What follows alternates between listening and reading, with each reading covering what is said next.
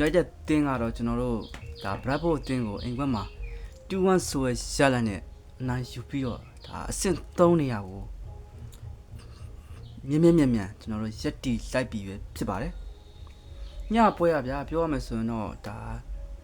United အနေနဲ့ဒါလိုအပ်ချက်တွေလည်းရှိခဲ့တယ်လို့ဒါကောင်းတဲ့ချက်တွေလည်းအများကြီးရှိတယ်ဗျာအဓိကချစ်ကျူးရမှာတော့ကျွန်တော်တို့ဒါကိုသမားစနီလမန်တို့ဒါကစမဲရိုကိုပီမိုင်းနူတို့ကျွန်တော်ချီကျူးခြင်းနဲ့ကစမဲရိုကဗျာကျွန်တော်တို့ဒါရာသီကုန်းမှာထွက်ခါကနီးမှာကျွန်တော်တို့အတင်းပြည့်ချက်တွေကိုကျွန်တော်တို့လွမ်းအောင်လုပ်နေသလားလို့တော့ထင်ရတယ်အကွန်ကကျွေးရှင်းမှာကစီရဲ့ညကဗျာတကယ် performance ကြီးอ่ะကစမဲရိုရဲ့ဒါဖြတ်ထုတ်ပုံတွေဒါလူပေးပုံတွေဒါသုံးကိုတကိုးအပေါင်းပေါ့ဗျာလုံးဝမိုက်စာကြီးဗျာကျွန်တော်တို့ဒါရီယမတ်ထွက်ကကစမဲရိုကိုကျွန်တော်တို့ပြန်ရလိုက်တယ်လို့ပဲဗျာနောက်တစ်ယောက်ကကိုပီမိုင်းနူဗျာကိုပီမိုင်းနူရဲ့တက်ခဲကြီးတော့ ground jewel တွေဒါရှယ်ကြီးပဲဗျာဘောလုံးလက်ခံနေဆွဲပြေးထွက်တယ်ကျွန်တော်တို့ဘဲဘောလုံးကိုကျွန်တော်တို့ line ကြီးကြားထဲမှာကျွန်တော်ဖြတ်ပြီးတော့ပေးတယ်လုံးဝ amazing ပဲတခုရှိတာကကျွန်တော်တို့ဒါညကပွဲမှာတော့ကျွန်တော် Brentford တင်းကလည်းကျွန်တော်တို့ဒါဥရောပဝန်ကွန်းတနေရာအတွက်ကျွန်တော်တို့မိရစုပ်ကိုင်နိုင်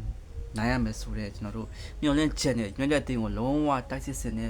ကိုသမားစနီလမ်းမဲရဲ့ဒါပုတ်ထုတ်ကာကွယ်မှုတွေဒါကန်ဒီယာရဲ့ဖေးမှမှုတွေနဲ့ဤကောတီယာကိုရဲ့ဒါရွဲချော်မှုတွေကြောင့်ကျွန်တော်တို့ United ကအသက်ရှူချောင်းရမယ်လို့ချောင်းသွားတဲ့ပုံပေါ့ဗျာကျွန်တော်ထင်တာတော့ကျွန်တော်တို့3ဂိုးလောက်ပြတ်မယ်ထင်တာဒါပေမဲ့လို့ United အနေနဲ့ဒါဒုတိယပိုင်းမှာကျွန်တော်လုံးဝတိုက်စစ်စင်မှုမရှိတော့ဘဲခံစစ်ကိုစနစ်တကျတိဆောက်တယ်ဒါခံစစ်ကနေမှကျွန်တော်တို့တမန်တိုက်စစ်စင်နေဒါတိုက်စစ်ကနေတဆင့်သွားမယ်ဆိုရဲဒါညီးပြမိုက်ကယ်ကားရဲ့ plan ဒါစခဲ့တယ်ပေါ့ဗျာကဲပါကျွန်တော်တို့ Brentford တင်းနေနေရလဲကျွန်တော်တို့ဒါ United တင်းကိုကျွန်တော်တို့ fear ပေးပြီးလုံးဝကစားခဲ့တယ်သူကန်ဆိုးလို့တော့သူတို့ဒါ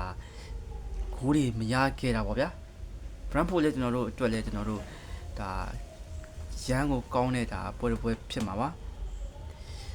နောက်တန်းကစားသမားအနေနဲ့ကျွန်တော်တို့ Harry Maguire နဲ့ကျွန်တော်တို့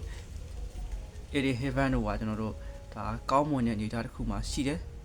Eddie Heaven ဆိုလဲကျွန်တော်တို့ဘောလုံးတွေဆွဲပြီးတော့ကျွန်တော်တို့ပြေးထွက်လာမှုတွေအရန်ကိုကောင်းတယ်တခုရှိရကျွန်တော်တို့ဒါ one back တွေနေနေကျွန်တော်သိပြီးတော့အားမရသေးဘူးနောက်တစ်ယောက်ကတိုက်ဆက်ကစားသမားလေးအာမတ်ဒီယာလိုဗျာကျွန်တော်တကယ်ကိုကြီးမန်ယူထိုးပေးတဲ့အလုံးကြီးကိုကျွန်တော်တို့ဒါဝယ်မယ်လို့တော့ထင်တာဗျာဒါပေမဲ့လို့တိုင်ဘေးကနေပဲကျွန်တော်တို့ကတ်ပြီးတော့ထွက်သွားတယ်နောက်ပြီးတော့အာမတ်ဒီယာလိုကသူ့ရဲ့ win back ချက်မှလည်းဆော့ရတာမဟုတ်ဘူးပေတန်ကစားသမားတယောက်သူ့ရဲ့ဒါဖောင်အောက်နေရဲ့ညီထားတစ်ခုမှာကျွန်တော်တို့ကောင်းဆုံးတစ်ခုကသူ့ရဲ့ track ကနေကျွန်တော်တို့ဒါ Bruno Fernandes ရသွားတယ်Bruno Fernandes ကနေမှကျွန်တော်တို့ Benjamin Sesko ရဲ့ goal ကလုံးဝမိုက်စီမှာအဲ့ဒီလုံးနဲ့ကျွန်တော်တို့အာမတ်ဒီယာလိုရဲ့ဒါဒီဖောင်အောက်မှုတွေအားလုံးခြေဖြတ်ပြီးလို့ရတယ်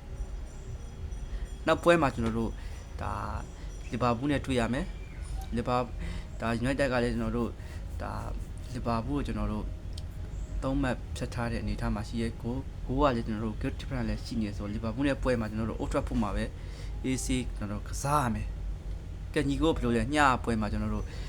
ဘယ်လိုအမြင်လေးရှိကြလဲကျွန်တော်ရဲ့ comment တွေမှာဆွေးနွေးပေးခဲ့ကြပါအောင်အားလုံးကိုကျေးဇူးတင်ပါတယ်